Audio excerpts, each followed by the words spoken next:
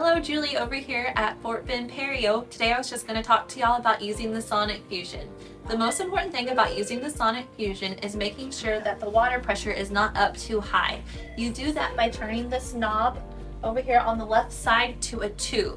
A 2 at the very most. Any more than that could damage your gums.